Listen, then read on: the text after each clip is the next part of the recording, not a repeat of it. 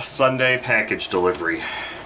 You gotta love that when you're not expecting to get a package on a Sunday and then all of a sudden you go outside and it's sitting there on your front doorstep.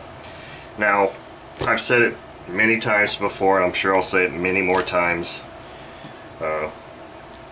This channel has given me access to a lot of really fantastic people, and sometimes you just get deals that you really just can't turn down.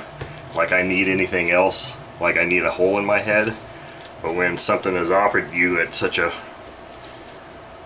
price that you can't turn it down, that's what this is. So without any further delay, let's look inside this box of stuff. Now I know what's in here, and you're gonna know what's in here very soon too.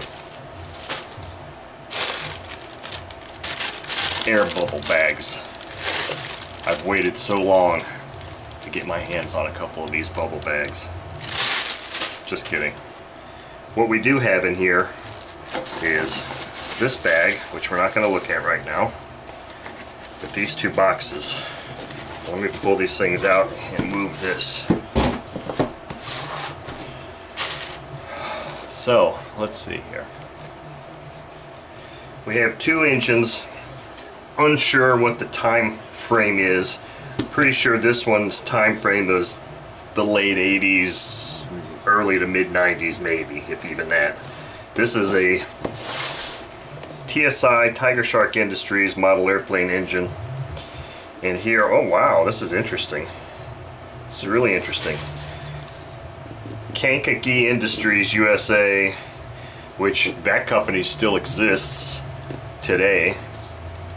This is a pretty old box, made in China. So this is a Chinese made engine, and it doesn't say the displacement on this box anywhere. The box does have a label that says new on it. So let's open it up and see what kind of TSI engine this is. So here we've got the muffler exhaust screws, the high-speed needle, exhaust, pretty standard two-stroke exhaust, but the engine itself is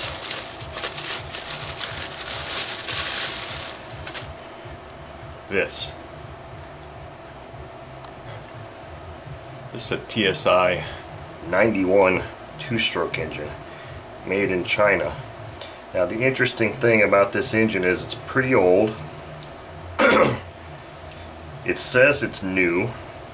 The person that sold this to me believes it's new.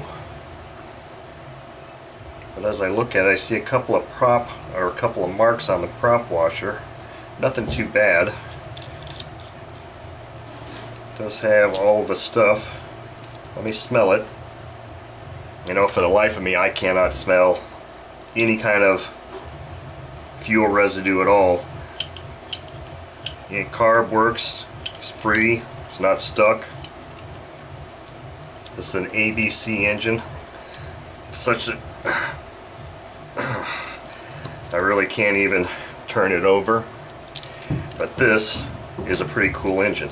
So the thing that's interesting about this engine is that it's a 91 displacement, which is coincidental because this is also a 90 size engine. This is a Super Tiger 90 engine. Let's find out exactly what the designation of this engine is. I see exploded parts breakdown. Some stuff here saying S91K. Super Tiger decals. That looks like some screws here. So we've got the instructions here. Here, that's interesting. Brand new Super Tiger carb.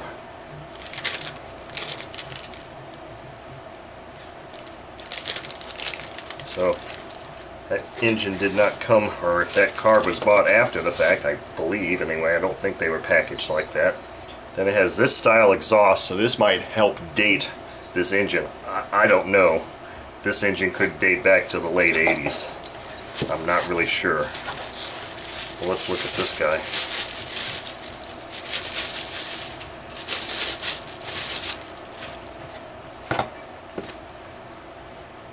Wow. this is a ringed engine. It says 90 stamped on the side there. S90, so it's a S90K apparently. Brand spanking new. Look at this. Look at that piece of tape here.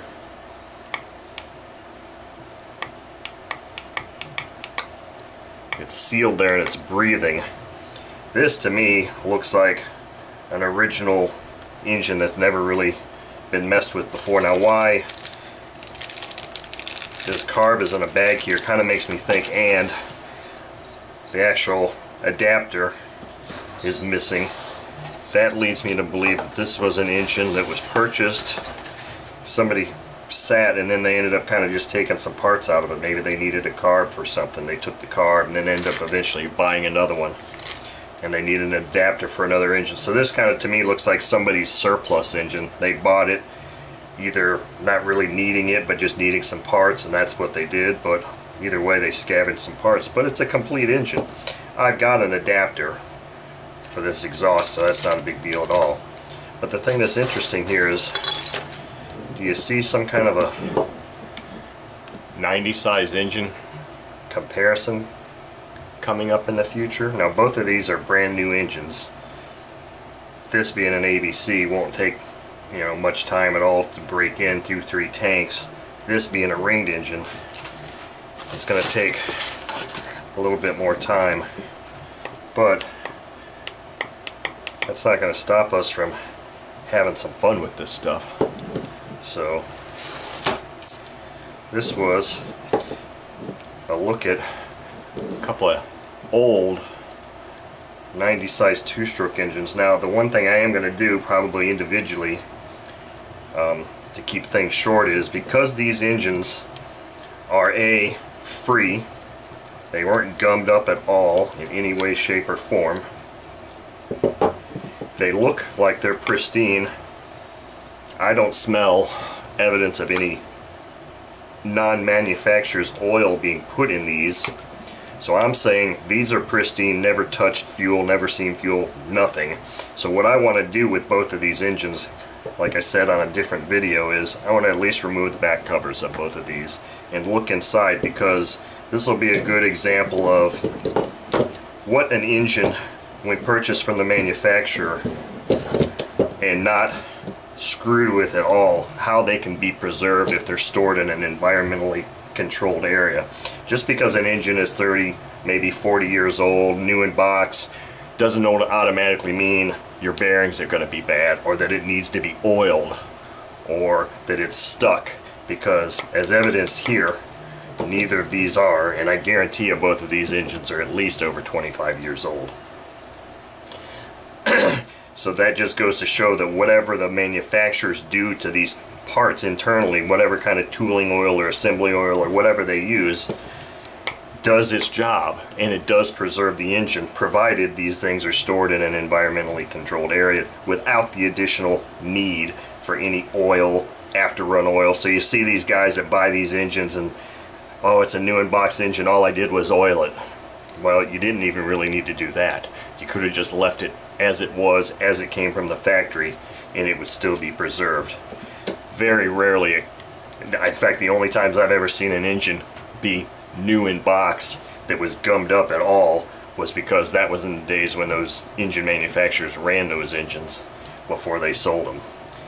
Case in point, a Fox 36 I had just months ago. Brand new in box engine, but at that time they were running engines. They ran every engine, at least started it up. They didn't tune it, but they just started it up to make sure it ran, and then they'd pack it up and ship it in the box. So obviously that's not what was done with these, because they're still free, but I am going to do a separate video where I open up these rear covers and look inside so we can get a look at what that rear bearing looks like. I know I'm taking a risk by potentially losing a gasket, but that's a risk I'm willing to take to make a point about how these engines are preserved from the factory. So that was a quick look at a Boxo stuff from a Sunday delivery.